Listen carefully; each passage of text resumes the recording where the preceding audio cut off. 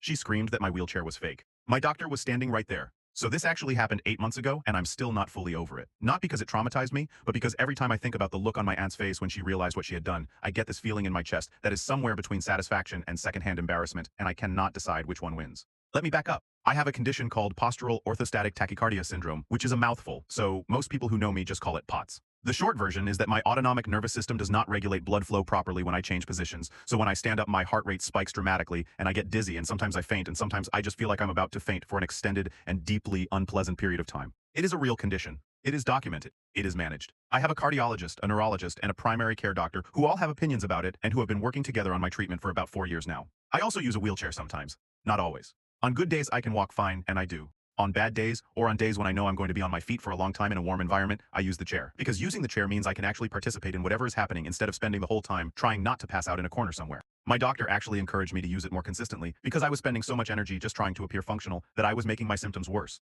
Classic sick person problem. You push through and push through because you do not want to be seen as sick. And then you are sicker than you would have been if you had just used the tools available to you. So I use the chair. It is a lightweight manual one. I can push myself most of the time. It is just a thing I have now, the same way some people have glasses or insulin pumps or any other thing that bridges the gap between your body and the life you want to be living. Most people in my life have been great about it. My friends are used to it. My workplace accommodated me without drama.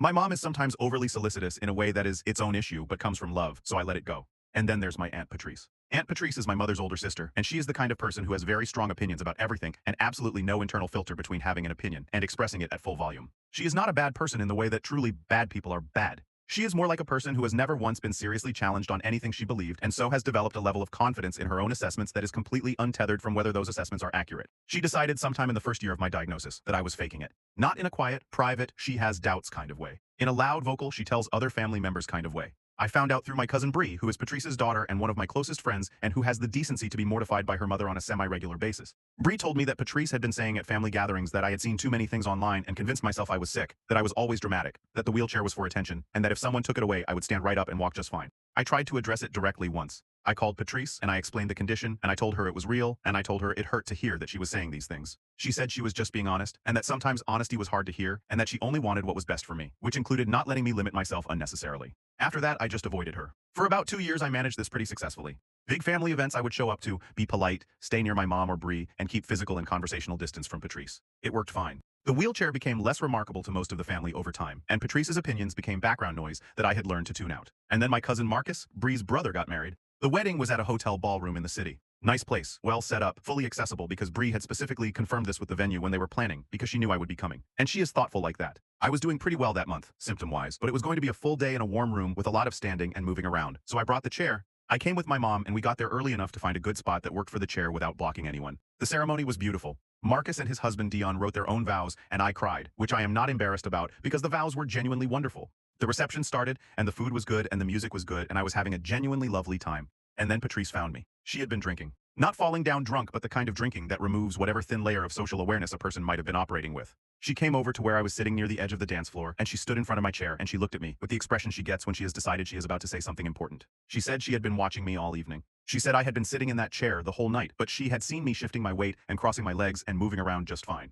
She said she thought I was hiding behind the chair and that it was not doing me any good and that sometimes people needed someone to push them. I said, Patrice, please not tonight. She said she was not trying to upset me. She said she was trying to help. She said she had been reading about conditions like mine, and she had read that a lot of people who thought they had them were actually just experiencing anxiety, and that with the right mindset and some pushing through, most of them got better. I said again, please not tonight. And then she grabbed the handles of my wheelchair. She grabbed the handles and she said she was going to prove a point, and she pulled the chair backward and she said loudly enough that the people at the 3 surrounding tables turned to look, that I was going to stand up right now and I was going to be just fine. The thing is, I did stand up. Not because she was right. Because when someone yanks your chair backward unexpectedly, your body responds before your brain does, and I grabbed the edge of a nearby table and got to my feet because the alternative was falling. I stood there gripping the table with both hands while my heart rate did the thing it does, and the room did a slow tilt, and I focused very hard on not going down. Patrice said, see, triumphantly. She actually said, see, to the surrounding tables. To my mother, who had appeared from somewhere and was making a face I had never seen on her before. To the small audience that had accumulated in the way audiences accumulate around scenes at wedding receptions. She said, see, she is standing just fine. She said I had been sitting in that chair all night for nothing.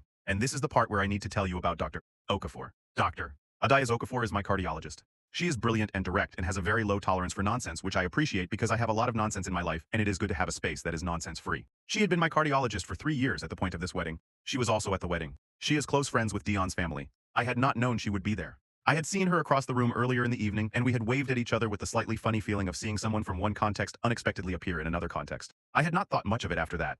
She had apparently been watching what was happening from about 15 feet away. She walked over. She walked over with the specific energy of a medical professional who has witnessed something that falls within her professional jurisdiction and has decided to address it. She is not a tall woman, but she has a presence that makes the space around her feel organized. People moved slightly as she came through them without her having to ask anyone to move. She stood next to me, which I was grateful for because I was still gripping the table and my legs were doing the shaky thing they do when I have been upright too long, without preparation. She looked at Patrice. She said, "I am this patient's cardiologist. I have treated her for postural orthostatic tachycardia syndrome for 3 years. The wheelchair she uses is a tool I have encouraged her to use specifically to prevent symptomatic episodes in situations like this one. What you just did put her at real risk of a syncopal episode, which is a fainting episode, which, in a crowded room with hard floors, could have caused a serious injury." Patrice stared at her. "Doctor," Okafor said, "she is standing right now because her body responded to an unexpected physical stimulus. She is not standing because she is capable of standing comfortably in this environment for any extended period. If you look at her hands, you will see that she is gripping that table because she needs to." Everyone looked at my hands. I was gripping that table very hard.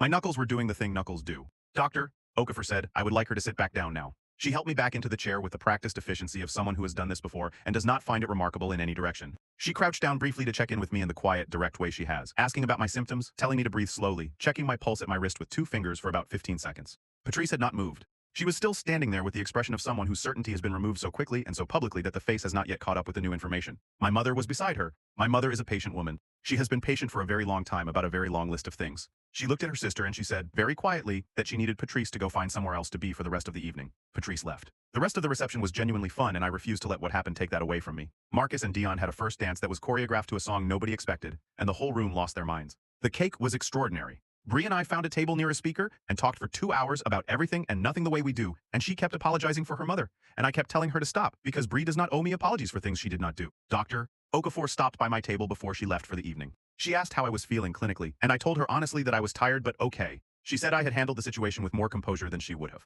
I told her that having her walk over was one of the more surreal experiences of my life, seeing her outside of the cardiology office in a formal dress holding a glass of wine and then immediately going into full doctor mode. She smiled and said that medicine does not really clock out. She also said, and this is the part I think about most, that what Patrice had done was not just rude. It was a form of medical invalidation that disabled people and chronically ill people experience constantly, and that it causes real harm because it makes people second-guess their own tools in their own bodies. She said she was glad she had been there. She said it in the way of someone who means something simply and completely. I thanked her and she went back to Dion's family's table, and that was that. Patrice called me 9 days after the wedding. I let it go to voicemail. She left a message that was about 4 minutes long and that moved through several phases. The first phase was explaining that she had only been trying to help. The second phase was saying that she had not known my doctor would be there, which I found an interesting thing to include.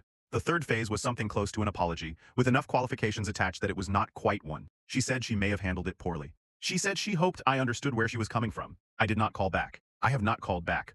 I'm not sure I'm going to. Not because I am incapable of forgiveness, but because the call made clear that what she was sorry about was being corrected publicly by a medical professional in front of a room full of people. Not the 2 years of telling family members I was faking. Not the moment she grabbed my chair.